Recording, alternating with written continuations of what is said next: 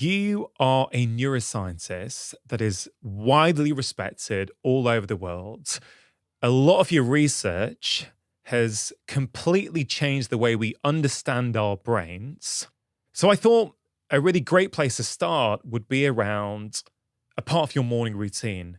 30 minutes of exercise every single morning, Monday to Friday, but also at weekends. And I believe that that has been informed by your research.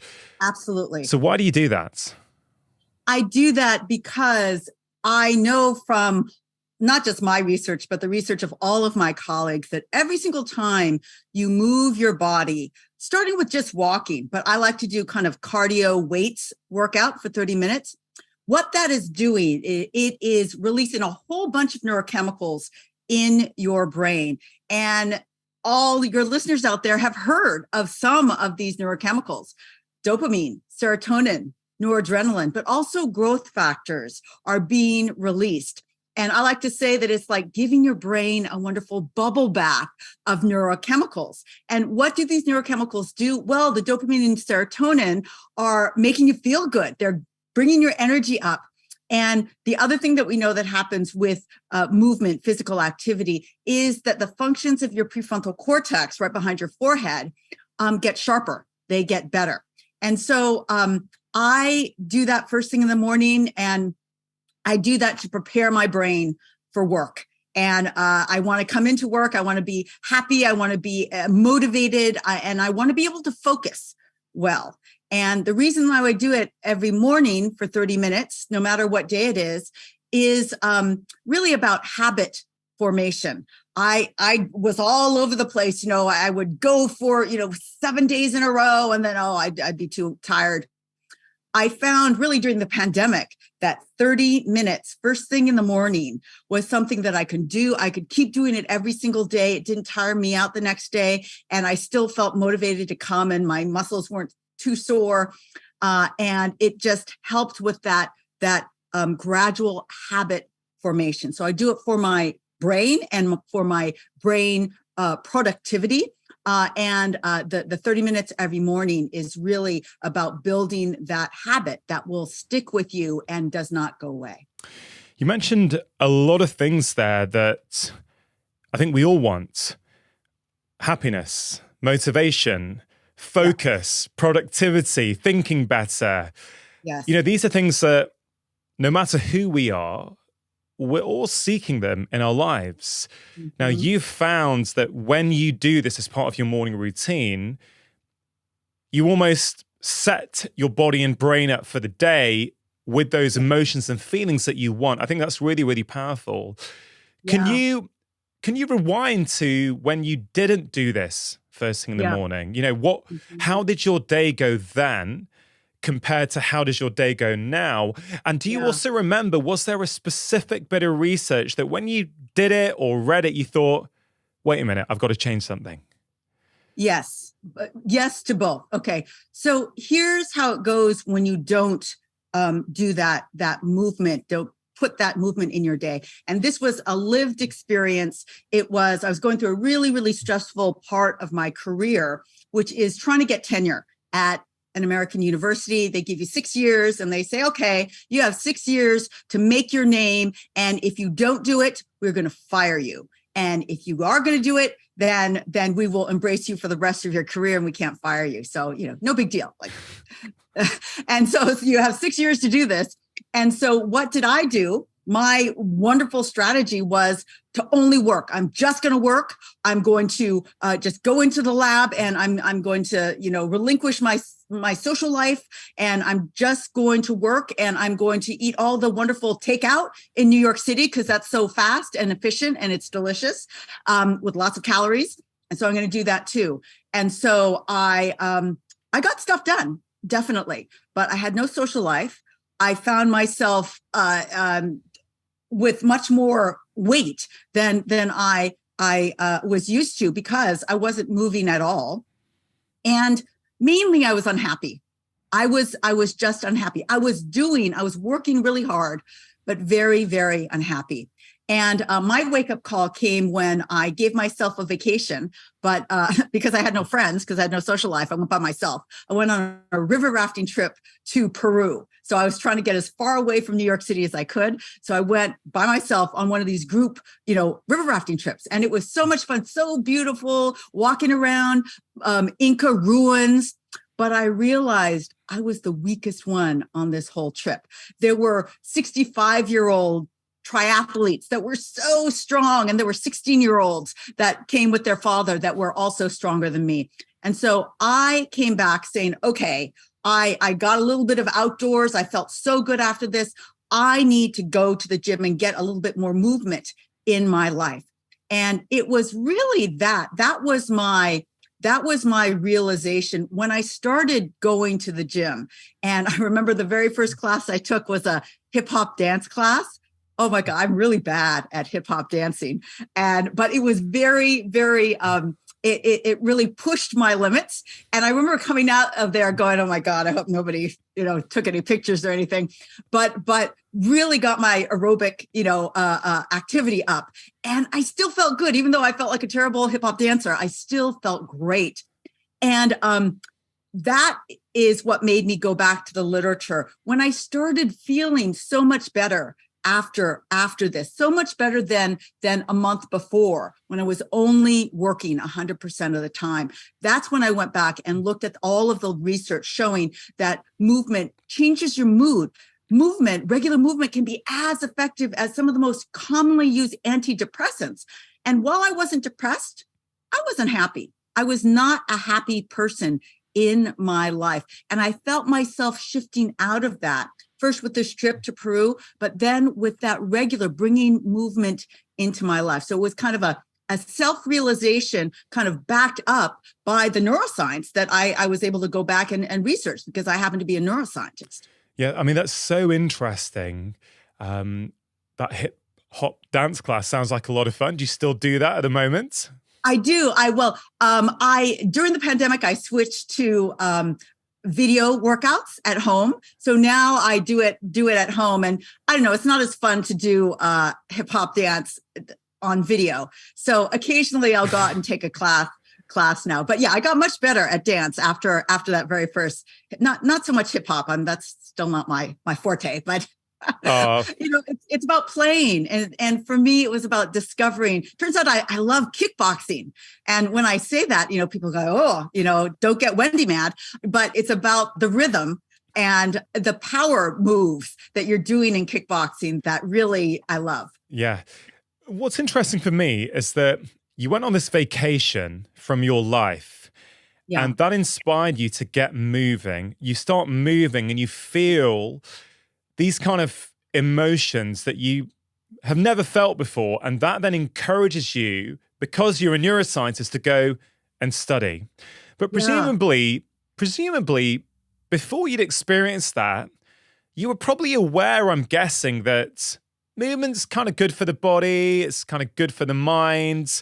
But, I guess where I'm getting to with this is that a lot of us know things. We've read it in the media, we've heard it on podcasts, but we can know stuff, but it doesn't land in our brain, so we take action. And so it's really interesting for me that you had to, even with all your prestigious training and your prestigious position as a professor, you had to feel it first. And that feeling, that experience is what led you to actually do more research. Yeah, absolutely. And I think that's easy to understand. I mean, if we ask, are all MDs peak health? Are they all exercising and eating to the best, that science tells us? Clearly, with all due respect to my MD colleagues, the answer is no. And certainly the answer is no for neuroscientists, exercise physiologists. Sometimes it takes a wake-up call. And I have to share for the scientists listening today, the other wake-up call that came in, this was, I don't know, a year and a half in, and I'm feeling good, clearly lots more energy. But the thing that really made me so interested that I actually shifted my research from study of memory, which is how I started my research career, to starting to explicitly study the effects of exercise is I'll always remember I was sitting in my office and I was writing a grant.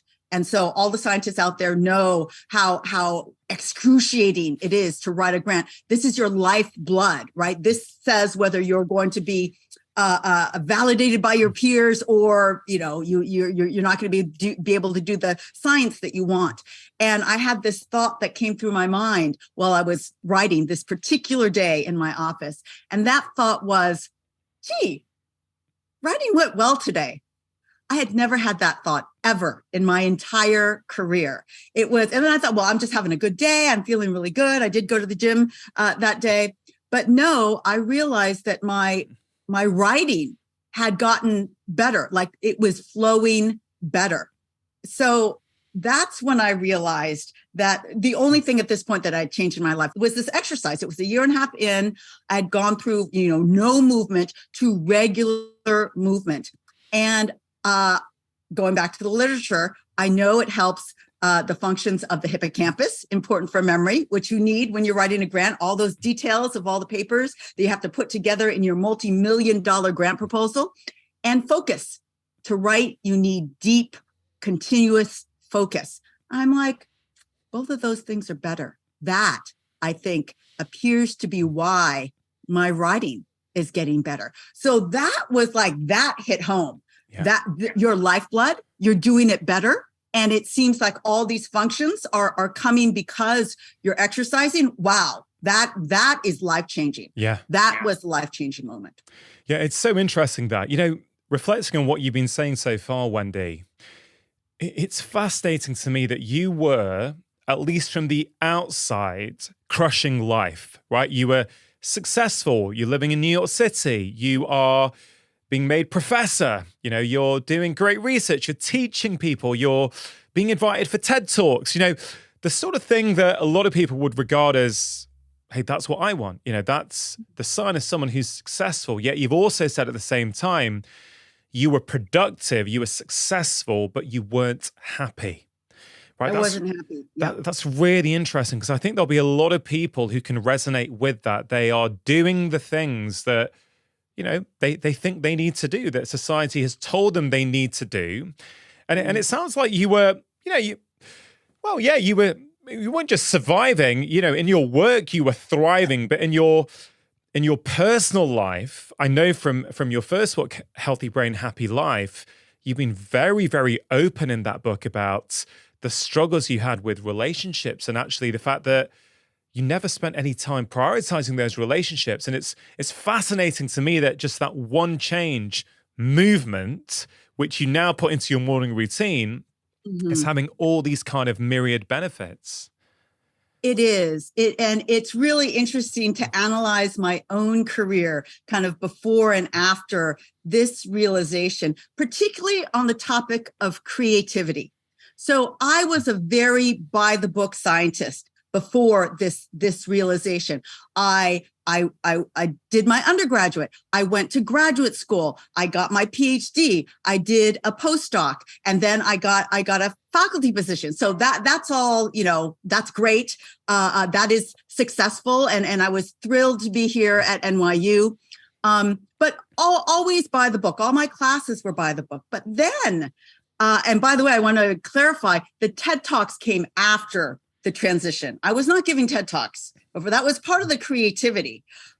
So then this transformation happens. I realized that I was unhappy. I ended up going to the gym because of this Peru trip. And one of the interesting things is that I think everybody's motivation, part of everybody's motivation to move more regularly, besides that bubble bath of neurochemicals that I told you about, is that one of the things that we know that exercise does is it releases a whole bunch of growth factors in the brain, and that goes directly to your hippocampus, which is important for memory, and literally helps new brain cells grow. So if you want shiny new brain cells in the part of your brain critical for long-term memory, that is your motivation to exercise. That is my personal motivation to exercise. But it turns out that the hippocampus doesn't only help us with memory, but it helps us put information in our memories together in new ways. In other words, it's important for imagination. And if you look at my teaching and my work and my career before and after this, what you'll see is after I started working out, what did I do? I created new courses like Can Exercise Change Your Brain, where I brought physical activity into the classroom. I literally got trained as an exercise instructor so I could make the whole class work out with me before the class. And actually, that's because my department wouldn't pay for an exercise instructor. I was like, can you hire an exercise instructor for me? And they're like, no, you teach the class. So I went and I got trained as an exercise instructor because I was going to the gym all the time anyway. Did that. I made them, that class, my very first kind of clinical study. So I tested them before and after this semester of every week we would exercise together for an hour. And I compared them to another class that didn't exercise.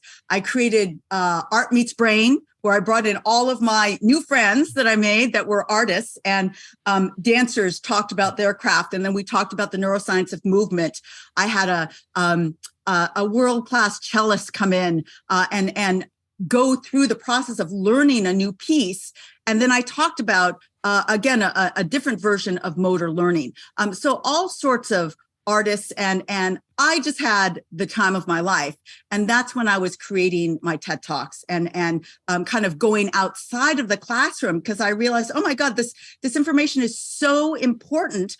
And while I love lecturing to my 120 students that I teach in the regular class that I teach, everybody should know about this. Yeah. And so that's why I wrote the first book, Healthy Brain, Happy Life.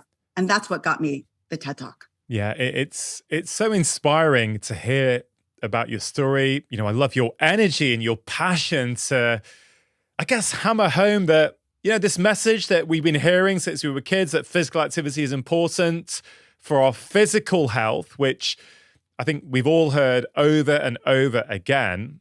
Yeah. Your research and, certainly your first book, I think in many ways is just, it's expanding out our view of physical activity. Go, no, it's not just for your physical health.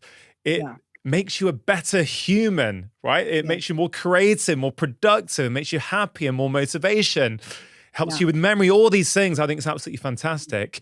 One point I just want to clarify. I know you do 30 minutes every morning, okay? Mm-hmm. And some people will hear that and go, I can't do it in the morning. Wendy, I've got kids, I'm busy. I don't think I can fit that in. So the first point there was, is the time of day important? But related to that, I know in Healthy Brain, Happy Life, there's lots of talk of 4-minute hacks, right? Yeah. Mm-hmm. So the second part of that question is 4 minutes. What's so great about 4 minutes? Yeah. So 4 minutes was really chosen. So at the end of every chapter in Healthy Brain, Happy Life are different hacks that you can do focused on the topic that was in that chapter. And we chose 4 minutes because it was doable. And frankly, it was a doable time period. We didn't want to give you 30-minute activities because nobody would try it ever. And so all these things are fun things just to get people in the groove of meditation, in the groove of creativity, in the groove of movement. And so, but going back to, what is that minimum or optimum exercise regimen? That's the most popular question that people always ask me, really, how little movement do I really need to do to get all that good stuff that you've been talking about?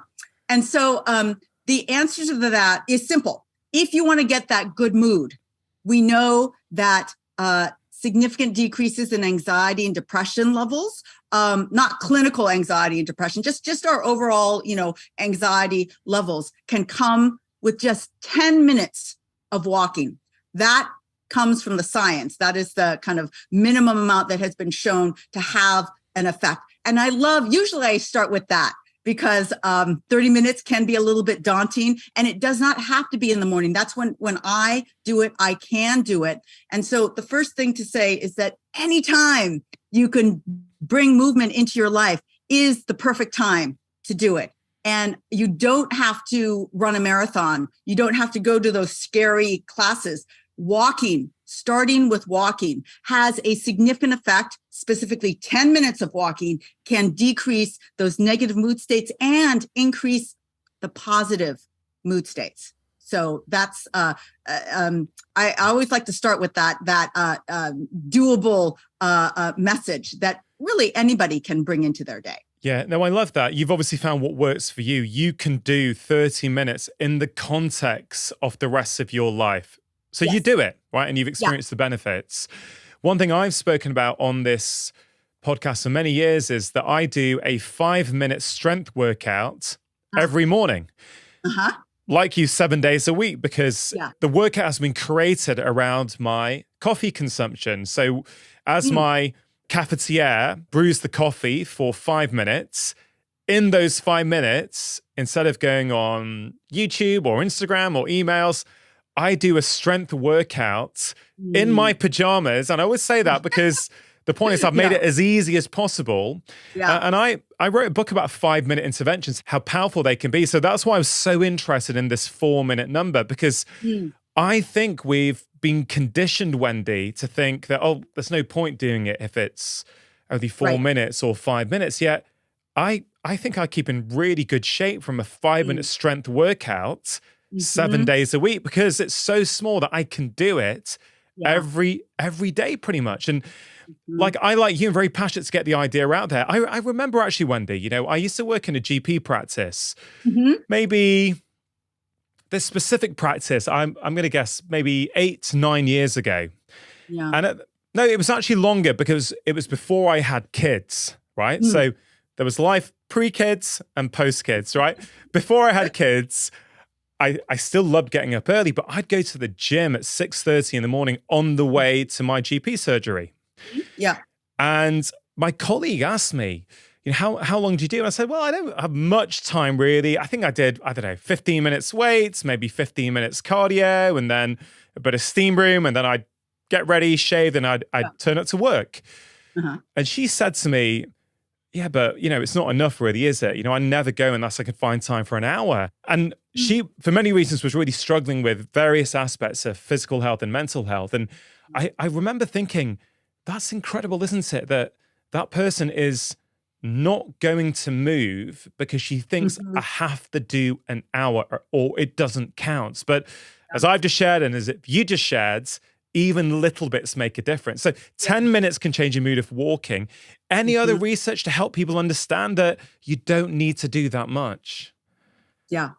I mean, that's my best go-to kind of research, because like your colleague, a lot of the researchers look at minimum 30 minutes of workout, either for cardio health or, exercise physiology or brain health. And so this is a great one. The studies that have confirmed that 10 minutes of walking can absolutely change your mood. It's consistent with the whole broad spectrum of work that says that mood change is one of the most consistent, strongest effects of physical activity. Now, the hippocampal cells have been studied extensively in animal model systems, and we don't have a, exact, how much a day for how long do you need to have that. However, the study that I love to highlight is a correlational study done in Swedish women. It was published in 2018, and it was a 44-year follow-up study. So in the 1960s, they went and looked at 300 women in Sweden and characterized them as low fit, mid fit, or high fit. Just what is your physiological level? Again, they were in their 40s. They did no intervention. They came back 44 years later and asked what was their status now that they're in their 80s.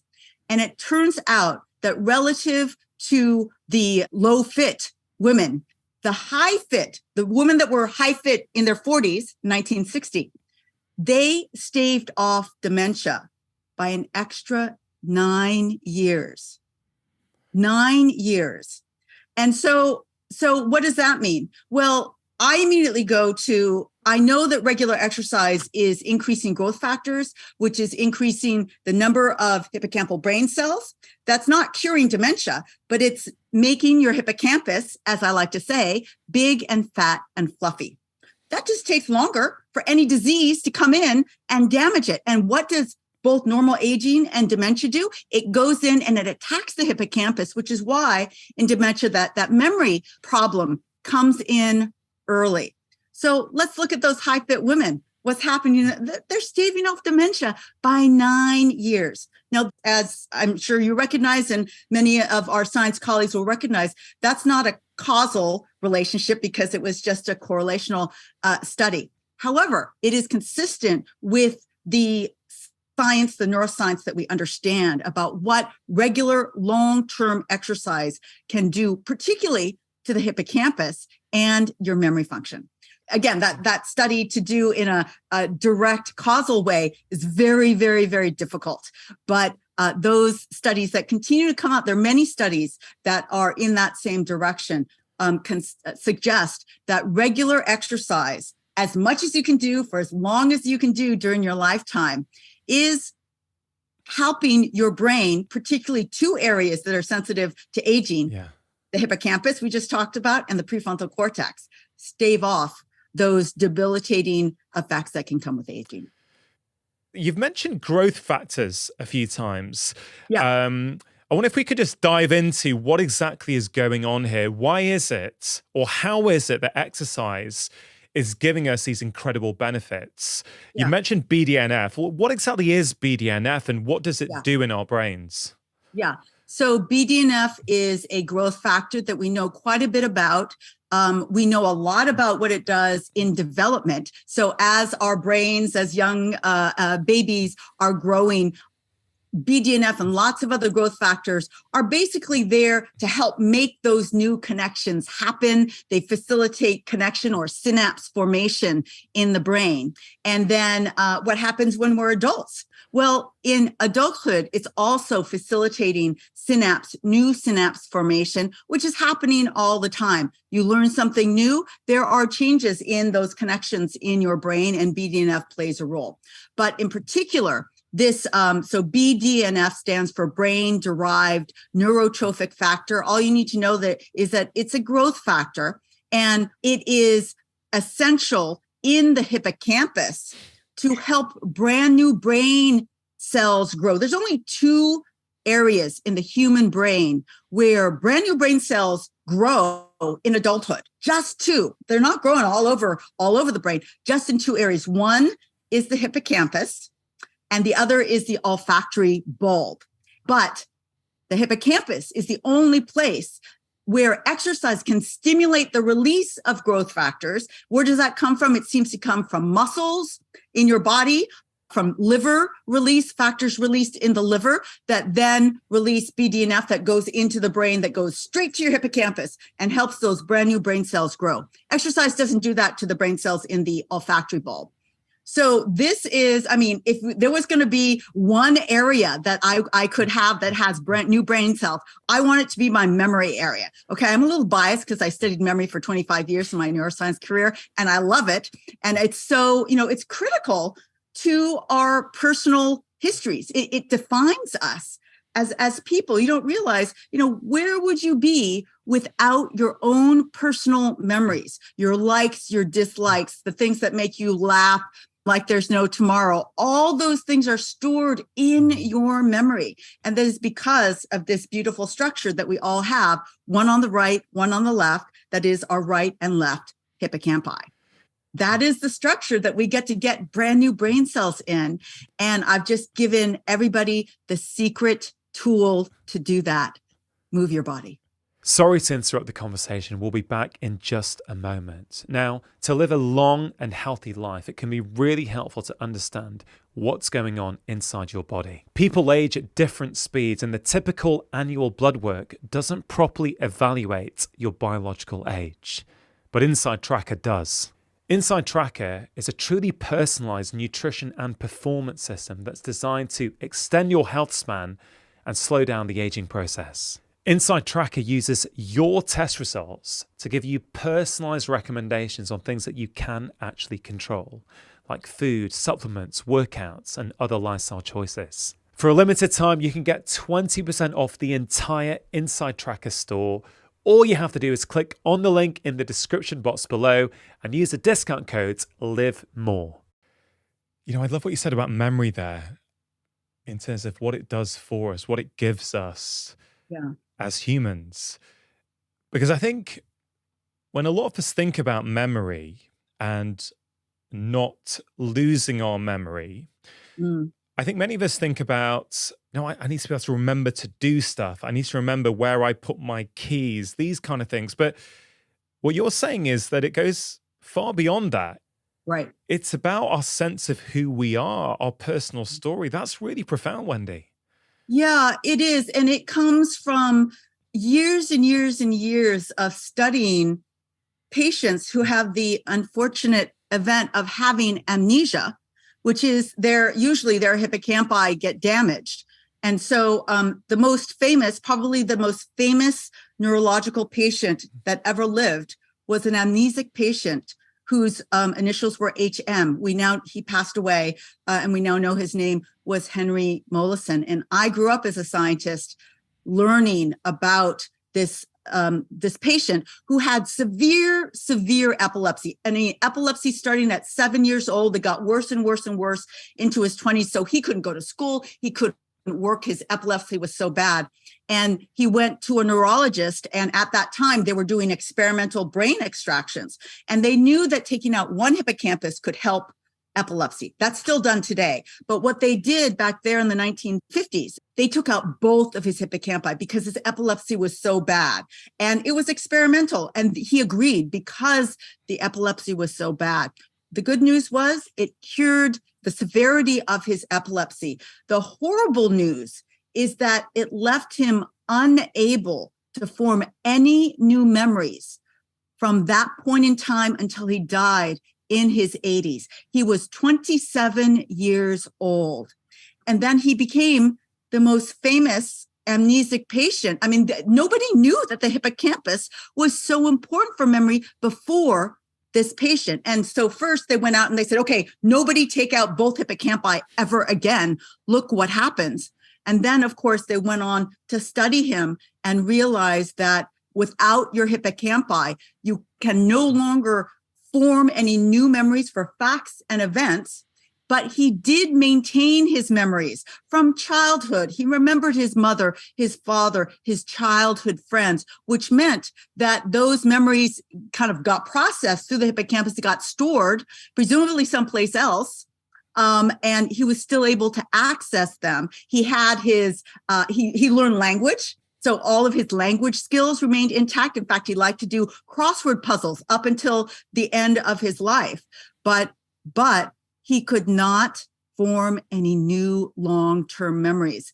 And he had the wherewithal to say that, who am I without my memories? He maintained his persona of 27 years old. And people always ask the neuroscientists who studied him, did he recognize himself? Because there's an 80-year-old face staring at him in the mirror. He only remembers his 27-year-old face. And the answer was yes, he could recognize himself gradually aging in the mirror. But it makes you think about, all the amazing things that the hippocampus does for us every single day in creating our reality every day. Yeah. So powerful. So exercise helps us increase this growth factor, BDNF, which gets sprinkled on our hippocampus and helps us grow new nerve cells. And I guess in many ways, bulletproof it from future problems. Not bulletproof, make it less likely, insulate it. Maybe that's a better way. There's other growth factors there as well, aren't there? I think, what is LTP, long-term potentiation? Where are we at with our knowledge of that at the moment? So we studied this. Okay, so let me define what it is. Long-term potentiation is this physiological pattern of activity that people discovered in the hippocampus in the 70s. And by the 70s, we understood the hippocampus is important for memory. So what kind of magical physiology is going on in the hippocampus so that it helps us make all these memories. And so LTP, it's basically a physiology trick. And so what you do is you can give a little stimulation and get a little response out of the hippocampus in the synapses in the hippocampus. But then if you give a bigger, it's called a tetanic stimulation, which is higher frequency stimulation, then in the hippocampus, but not in many, many other brain areas, you increase the output of those synapses after this one higher frequency stimulation, and it stays changed for a very long time. And so that was touted for a long time as, this is what memory looks like in the hippocampus, which is true and not true. It's very artificial.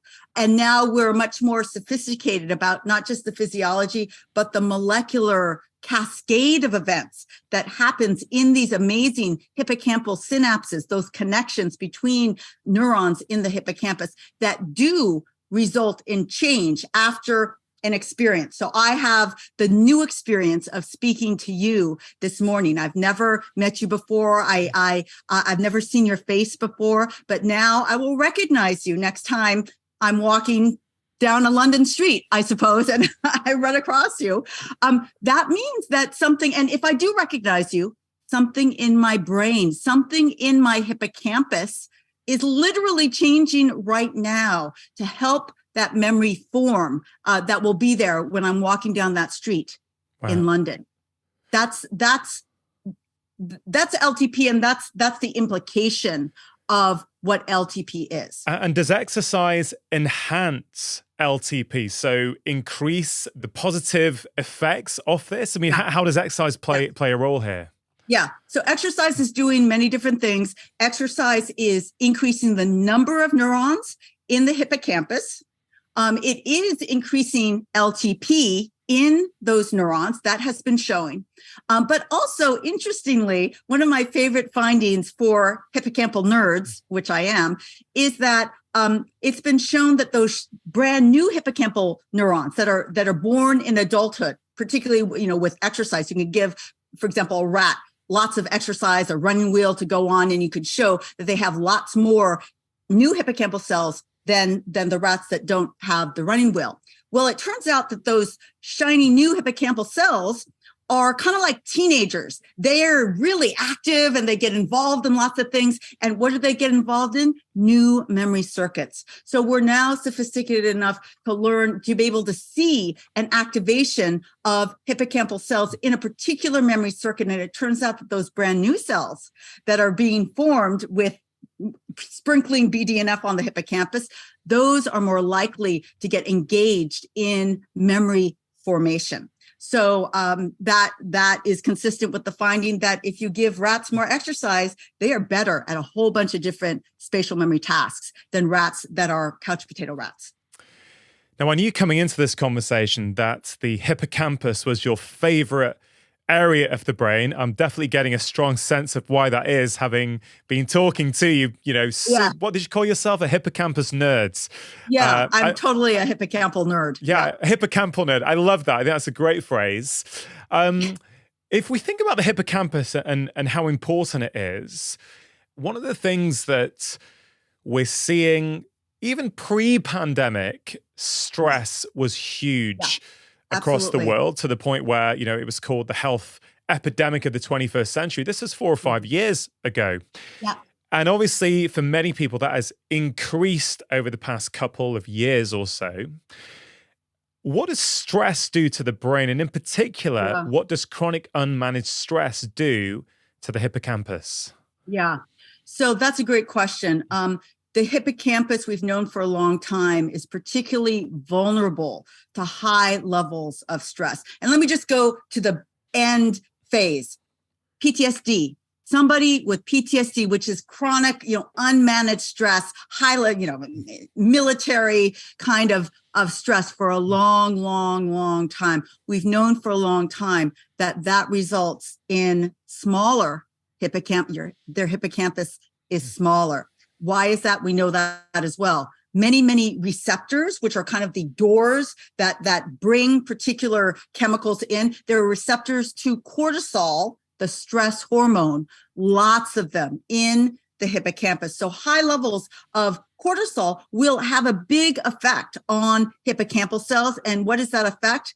Well, unmanaged, it will start to first damage hippocampal cells, but then with unmanaged stress, it literally kills cells in the hippocampus, resulting in that physically smaller hippocampus. In fact, patients with PTSD have a smaller entire temporal lobe. And that is the result of long-term stress. And that's just only on your brain. It's causing havoc in your cardiovascular system, in your digestive system, in your reproductive system as well. Yeah. So it's bad news. A little bit of cortisol will kind of wake the hippocampus up and make it work better. You remember those moments of a little bit of high stress. Somebody calls on you in class and oh yeah, I remember when Professor Suzuki called on me. However, if we go into military long-term stress that is really activating the hippocampus, that starts to damage it, and the branches of the neurons will start to kind of prune away, get smaller, receive less information, and eventually high levels of cortisol will kill hippocampal cells. Yeah, I think there's a really important distinction there that you covered, that a little bit of stress, especially if we have time to rest and recover from it, it's good for us. It's going to help us perform better. And when I give talks to companies to try and help them with well-being, a lot of the time I say, look, we're not trying to get rid of stress, right? A little bit of it. You know, if you come on stage to talk and you have a little bit of stress, if it's the right amount, it's going to help, as you're saying, your hippocampus work better, right? It's going to help you focus and your memory. You're going to pull things out of your memory that you maybe didn't have front of mind. It's when it goes on for too long and it's too much that what started to help you in the short term now becomes very toxic and harmful. In your view, Wendy, like I was talking to a lot of my colleagues about this as well, and we are seeing an increase in memory problems, or certainly patients coming in complaining of memory problems, I would say these days in our 30s and 40s. Now, I know there's many possible causes for that. Of course, we can do blood tests. We can look for things like B12 and all sorts of things that may be playing a role. But this is not really age-related dementia. My feeling, Wendy, for many years is that stress has gone through the roof and people are constantly switched on. They're always on the devices. They're staying late. They're not allowing their brains to switch off. And I feel this has impacted their memory. I'd love your perspective on that. Yeah, I have exactly the same feeling. Here in the States, there was kind of the epidemic of brain fog. Everybody had more brain fog. They're staying home all the time. And actually that and so many other reports of increased anxiety is part of the reason why I wrote this book, Good Anxiety. I think that uncertainty, the difference between that good stress that you were talking about when you go give a talk and, that little boost, it's a little scary, right? You want your audience to listen to you, but you chose that talk. You have controlled anxiety. However, if you're in the middle of a pandemic, you have no health insurance, you don't know whether your boss can fire you tomorrow. That leads to uncontrolled anxiety, a lot of uncertainty. And my simple definition of anxiety is the fear and worry that comes with situations of anxiety, which everybody can immediately see why anxiety levels went through the roof during the pandemic. And I think those uncontrollable levels of anxiety that always comes with stress. So stress is a physiological response that is created by part of our nervous system, or is controlled by part of our nervous system called the sympathetic nervous system. It just gets, released every time you get an anxiety-provoking kind of situation, from an email to the news coming on. And that is releasing all the cortisol. It's increasing your heart rate, increasing your respiration rate, and shunting blood from your digestive and reproductive organs to your muscles. Now, we just talked about all the bad things that stress can do for your brain. Let's talk for just 1 second about what that stress and that, it's called the sympathetic fight or flight response. People have always heard of the fight or flight response. What does that do for your body? Well, imagine long-term increases in heart rate, cardiovascular disease, long-term leaving of blood from your digestive system, ulcers, long-term leaving of blood from your reproductive organs, reproductive problems. So I think all of these are kind of contributing to the new normal level that we're seeing. I'm not saying it's not reversible.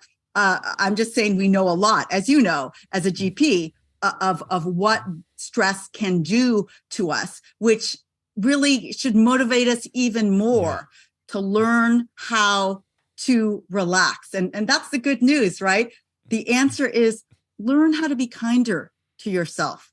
Learn how to be kinder to others, because empathy is something that also increases dopamine in your brain, if you didn't know that. And so the message is a good one, even though it's not easy sometimes to see your way out of not looking at your devices, not stressing yourself with the news cycle. It is absolutely possible, and your brain and your body will thank you for it. Yeah, really great explanation. We're going to talk about anxiety in some detail. Before we do that, just going back to the hippocampus. Now, I'm conscious that a lot of people who are listening or watching this right now may be thinking, oh man, I've been under a period of chronic stress. I've been killing it really hard. I've had brain fog. Oh no, are my brain cells in my hippocampus dying? Are they dead? What impact is that going to have on me?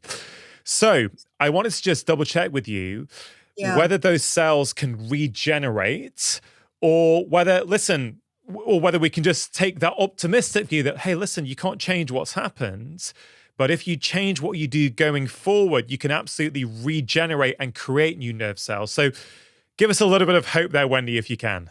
Yeah. So yes, the answer is there is hope. And that is why I think I'm an optimistic person. I've studied what's called brain plasticity for my entire neuroscientific career. Brain plasticity says that the environment that you live in can actually change the connections of your brain. And they could change it in two ways. Certain experiences can up those brain cells, make your trees of your neurons big and beautiful. And other experiences, chronic stress, chronic anxiety, can trim those branches and make your neurons smaller and sometimes even kill those neurons. It is a constant dynamic. And that's part of what makes the human brain literally the most complex structure known to humankind. It is so highly responsive to our environment, which gives us the power to change that environment to one that favors positive brain plasticity, growth of neurons, and disfavors negative brain plasticity. So yes, your history does not define it. What you do today is what your brain is going to be responding to. So if that neuron or nerve cell is getting smaller because of chronic stress, and you then make a change, can that same neuron get bigger again? Or is it simply a case, the same one, wow, that's really empowering, but also new ones can be created as well? Yes, in the hippocampus. In the hippocampus. Yes. You mentioned the prefrontal cortex a couple of times during this conversation. And I'm just thinking about, Wendy, a few years ago, I wrote a book on stress, and I seem to recall reading some research that people who suffer from chronic work stress have got a smaller dorsolateral prefrontal cortex, which in turn reduces their ability to self-regulate and make good decisions. Sure. So the prefrontal cortex is another one of the many amazing areas of the human brain. It basically does so much. The prefrontal cortex is large. You refer to one portion of the prefrontal cortex that we know a lot about. That particular area is important for what's called working memory, which is not the same as the long-term memory that the hippocampus is involved in, but it's your moment-to-moment ability to remember the conversation. So for me to remember that we are now on the topic of prefrontal cortex, we finished the hippocampus for now, that is being processed by my prefrontal cortex. It is what keeps you in a conversation without, embarrassing yourself and or saying the wrong name to the person or all the other things that we all embarrass ourselves with every once in a while. That is called working memory or scratch pad memory. Back in the old days, people used to say that's the memory you needed to remember the phone number from the phone book before you actually called it. But of course, now we have no memory of that because it's all in our phones or in Google. But it's scratch pad memory is a good way to call it, and it really is part of our everyday life, and it allows us to function normally at work, to go from one thing to another, to order our days appropriately. If you have damage in this area, very hard to bake. Why? Because you need order to bake. You can't, put the eggs in first. You have to put the flour and the dry ingredients first. So that kind of ordering is so important for the prefrontal cortex. And we also use it. What I've studied most is the role of the prefrontal cortex to shift and focus our attention. Can you pay attention to this part of the spreadsheet, which is the top of conversation, and filter out that other part, even though you may know more about that other part? It's being able to do that. And I think we'll probably talk about meditation just a little bit. Meditation is really an exercise of the prefrontal cortex. Sorry to interrupt. If you are enjoying this content, there's loads more just like it on my channel. So please do take a moment to press subscribe, hit the notification bell, and now back to the conversation. To be able to say, actually, can I focus on my breath? That is one of the simplest forms of meditation. Any yoga class you go to, focus on your breath. That ability to filter everything out. Ooh, I like her outfit. Ooh, this mat isn't thick enough. No, you have to focus on your breath. That is a major function of the prefrontal cortex, and helps us to understand why the practice of meditation goes far beyond the mat or the yoga mat. But it goes to everything that we're doing because it is strengthening a major function of our prefrontal cortex, our ability to specifically shift and focus our attention to where we choose, not where the environment chooses. And going back to, I think, what you said at the start, exercise helps the hippocampus and it helps the prefrontal cortex. You're right. Absolutely. It does. So exercise, it has an immediate effect. One of the things that I've shown in my lab is just one workout session. We happen to do 30 minutes can improve your ability to shift and focus attention of the prefrontal cortex. And that effect lasts for at least 2 hours after the workout. Regarding anxiety, a lot of people, when they feel anxious, turn to alcohol to help them alleviate that. Sure. With respect to what we've been talking about, let's say the hippocampus and I guess the wider brain, we've talked about the impact that long-term unmanaged stress has on our brains. Yeah. But long-term chronic alcohol intake can also be regarded as a stressor on the brain. Are you able to give us a little outline as to what too much alcohol for too long does to those kind of structures in our brain? Yeah.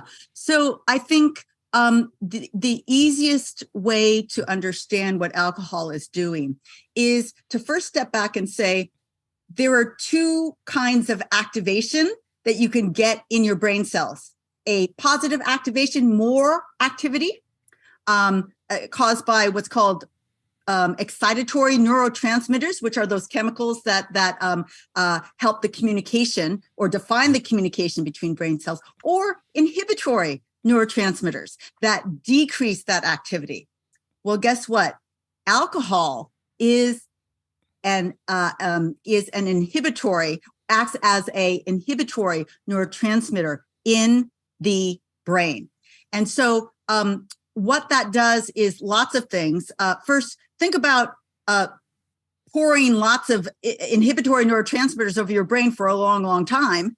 That is part of the effect that we're seeing with alcohol. But on a kind of night by night basis, it might lull you into sleep quicker, which I think many people use.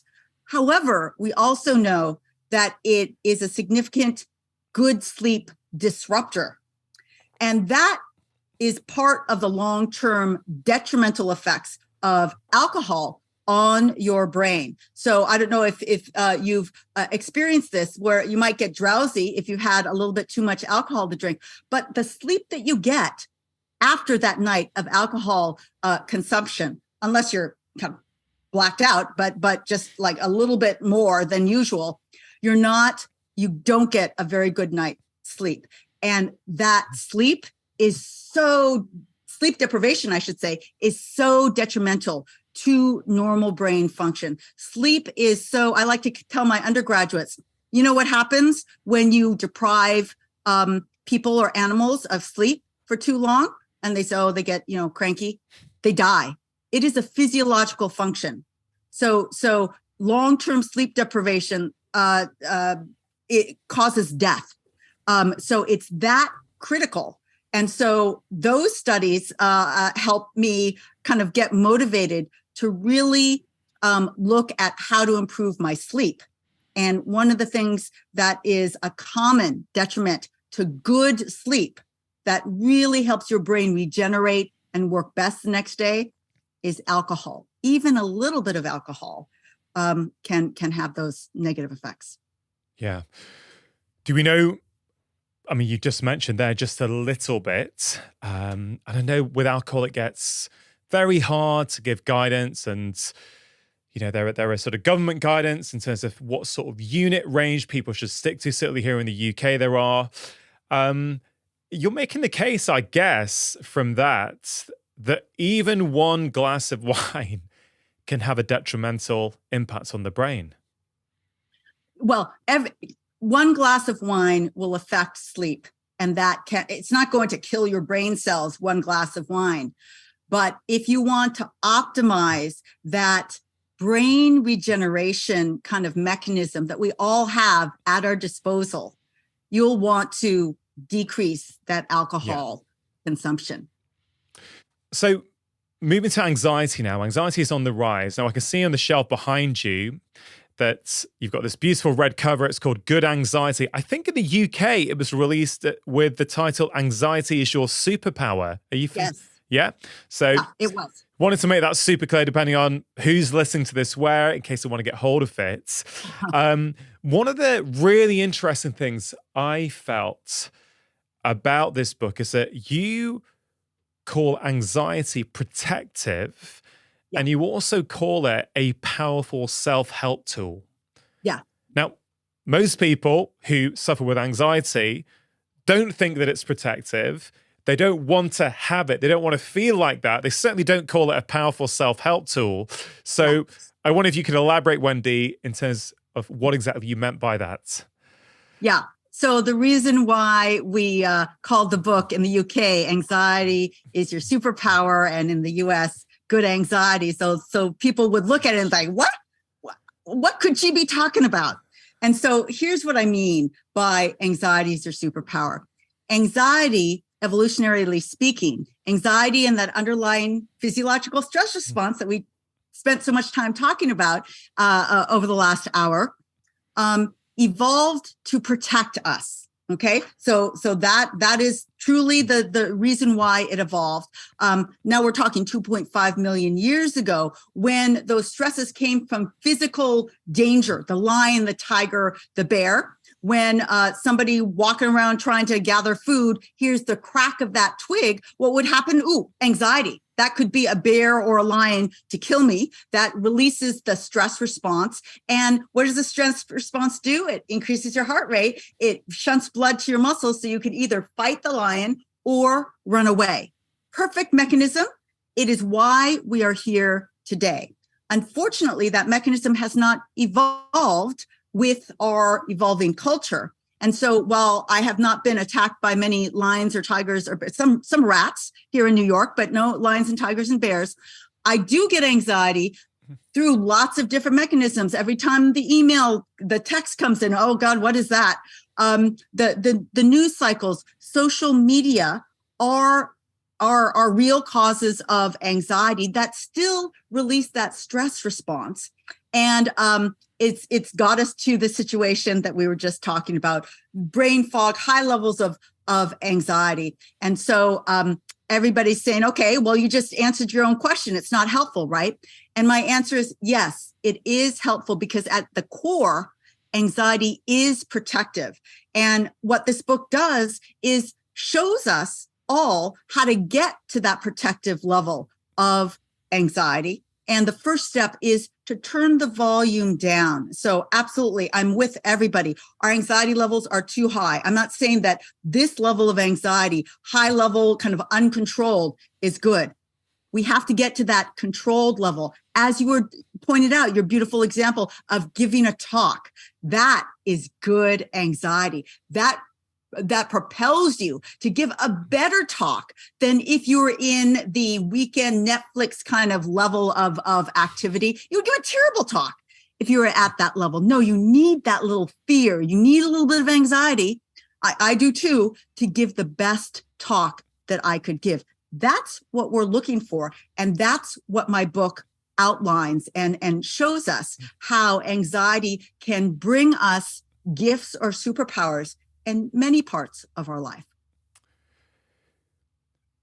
Anxiety, as you say, at its core, is there to protect us. I think, through the lens of that wild predator 2.5 million years ago, that feeling of anxiety would result in us taking some kind of action. Mm-hmm. Yeah. So looking at it through that lens, the same response is happening for many of us now to our email inbox or the state of our lives or our to-do lists. First of all, is it accurate to say that it's the same response? Like the body literally cannot tell the difference whether it's a lion or 42 emails you've got to reply to. Okay, is that first of all accurate?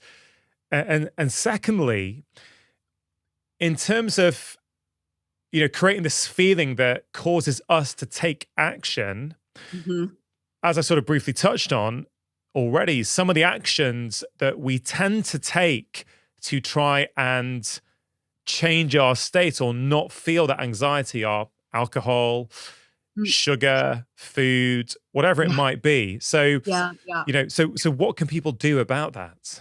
Okay, so let me tackle the accuracy question first.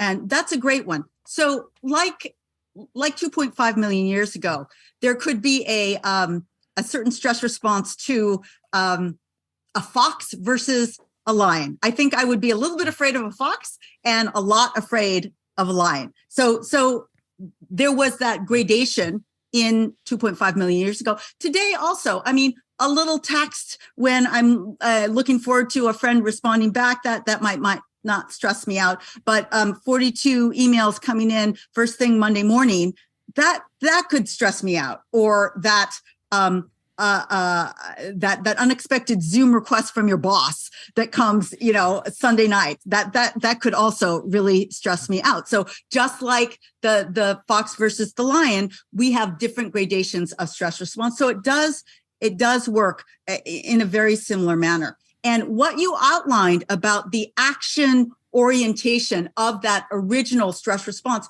is beautiful, because you've just outlined the rationale for the superpower of stress that I always like to start with, which is, did you realize that one of your superpowers, because you and everybody else has this emotion of anxiety, is that it comes with a superpower of productivity. Let me explain how that works.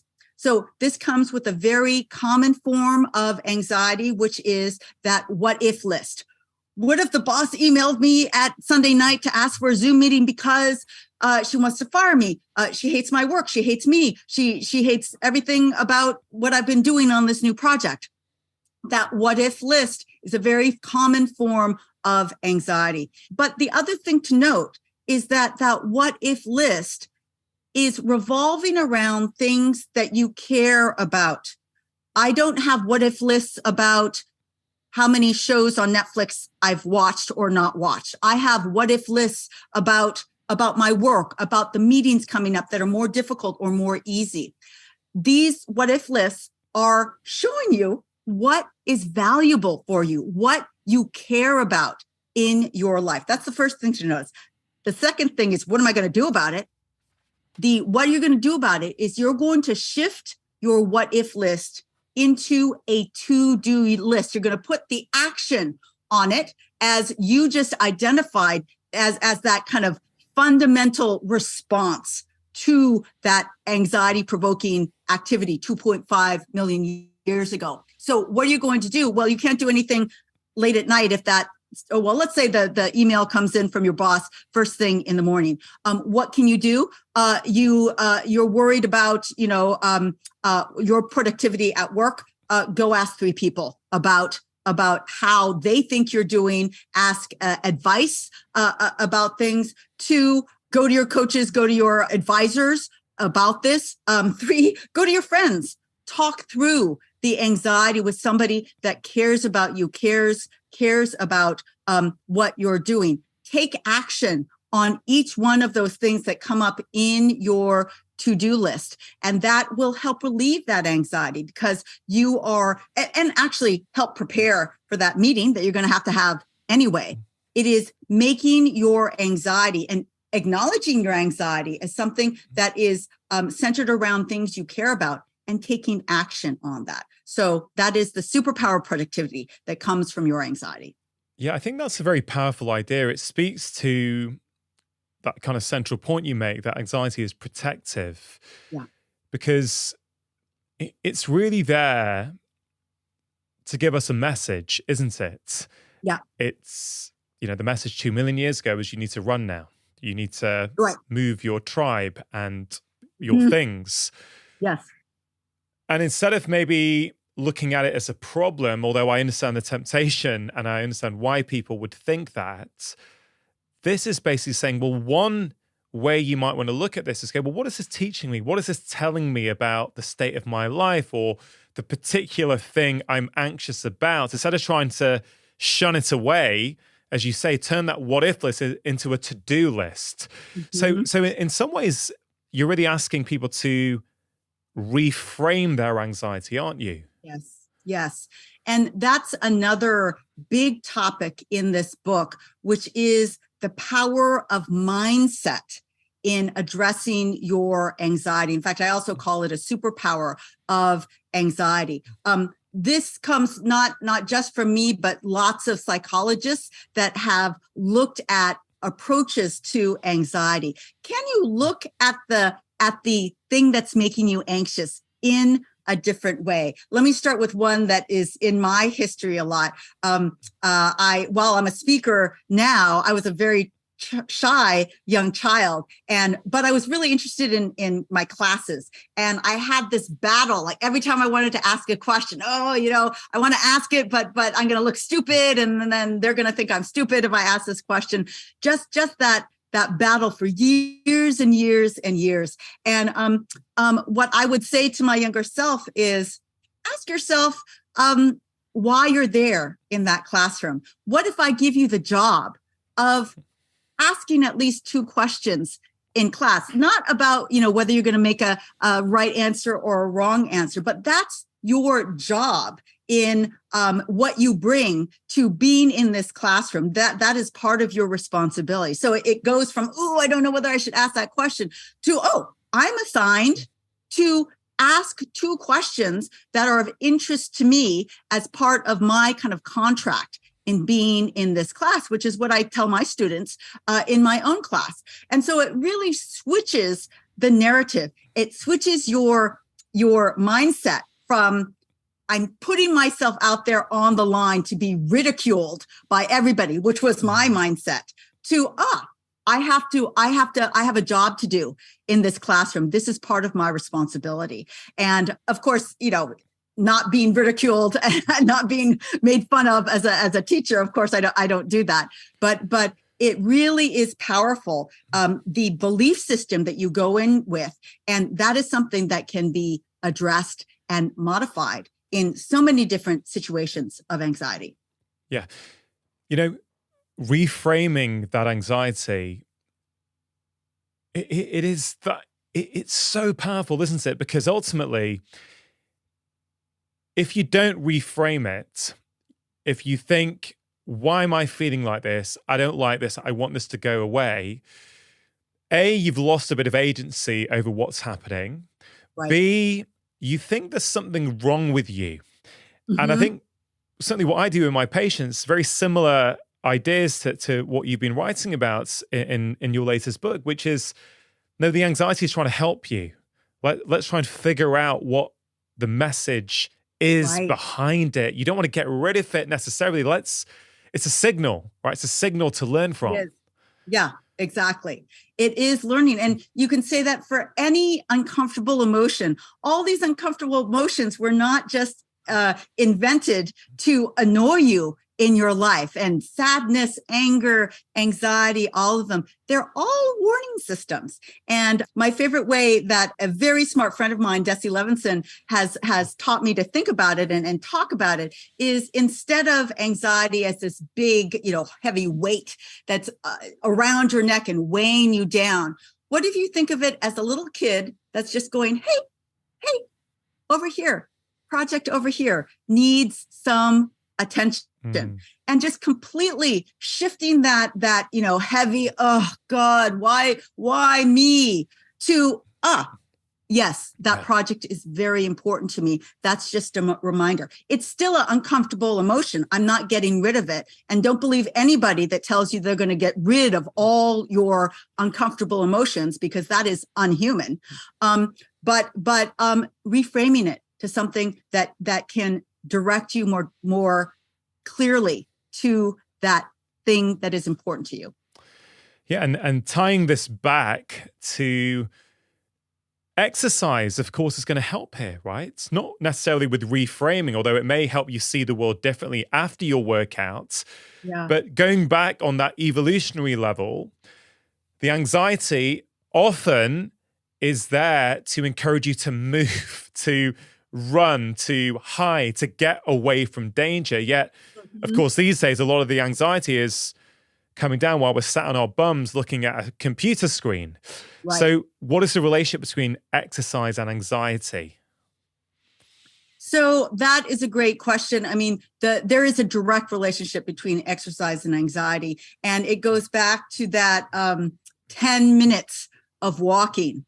Only 10 minutes of walking can have an immediate positive effect on anxiety levels. That is, it will decrease your anxiety levels. And the reason for that is what we talked about, what we started with, that wonderful bubble bath of neurochemicals.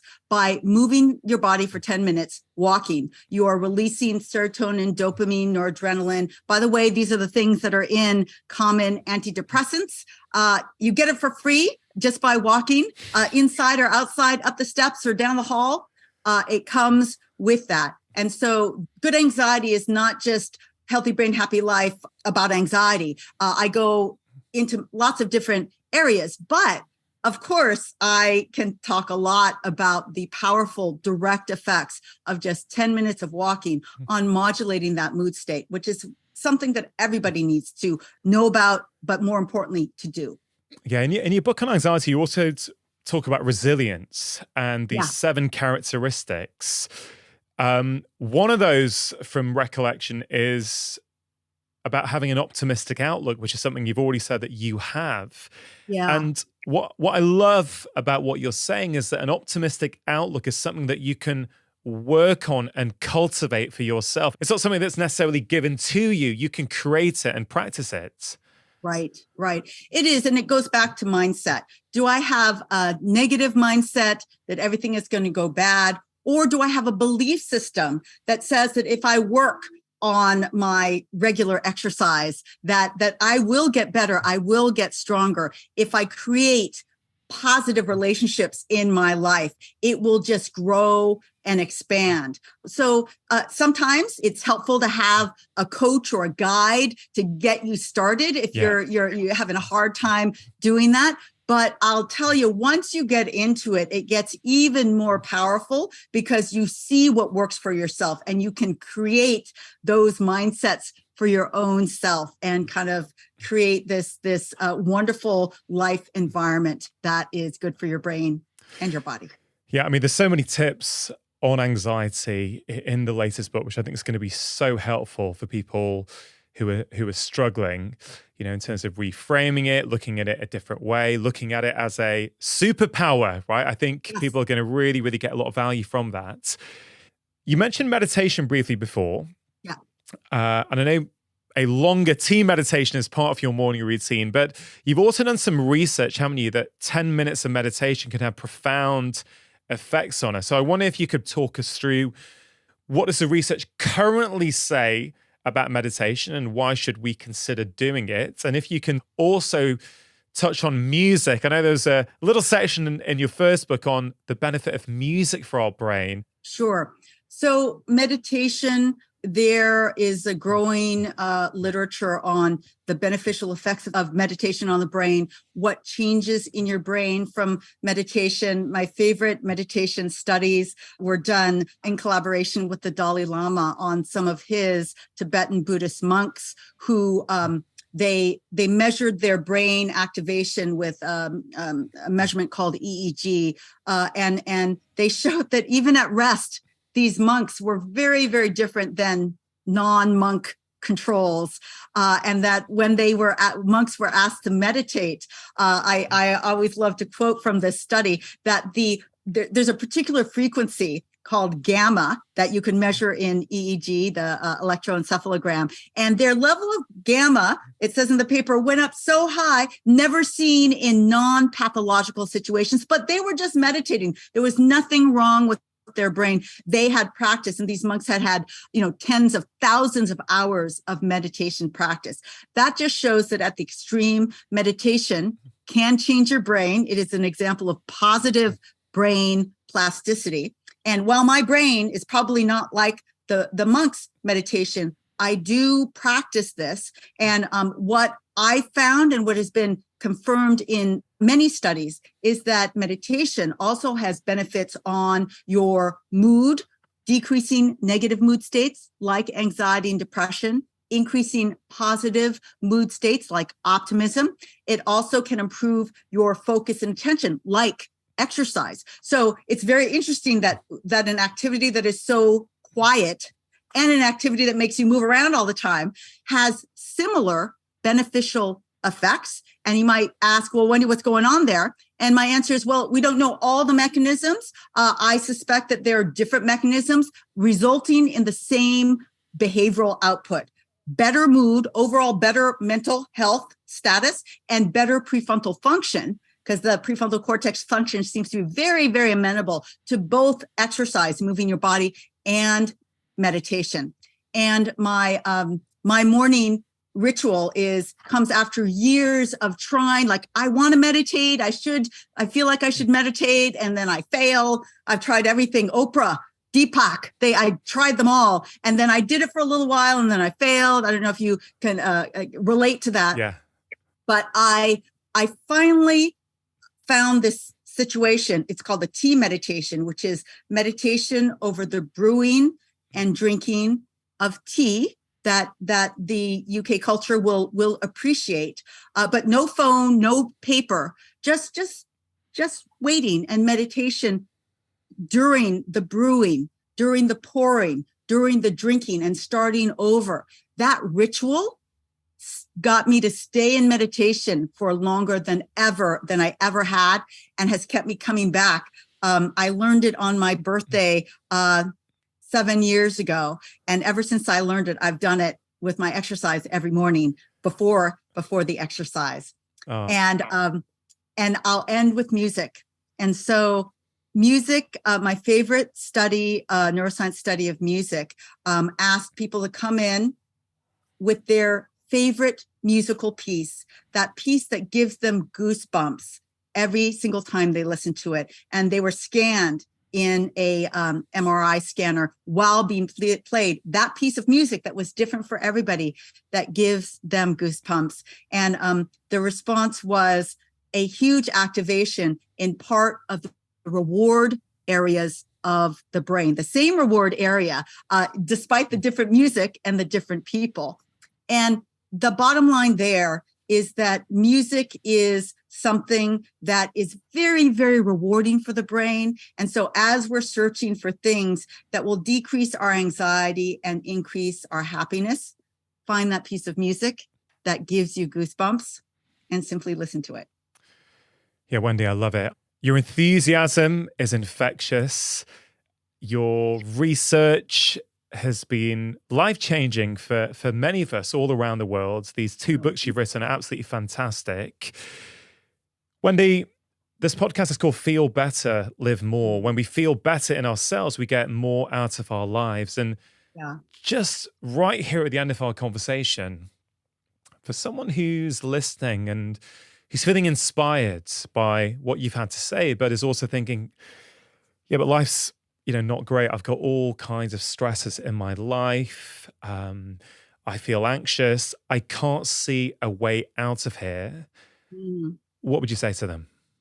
I would say there is a way out, and start small. Can you walk for 10 minutes? Try walking when a moment of anxiety comes in. Try doing a short breath meditation. And if you can't find one, go to YouTube. They're free and they have millions and millions of likes. You can start small, but there are tried and true scientifically based ways to decrease your anxiety and improve your mood state. And this podcast, books like my books, will help you find those things and do it in bite-sized pieces, and everybody can benefit. This is what works, and there is hope, and just give it a try. Professor Wendy Suzuki, thanks for coming on the show.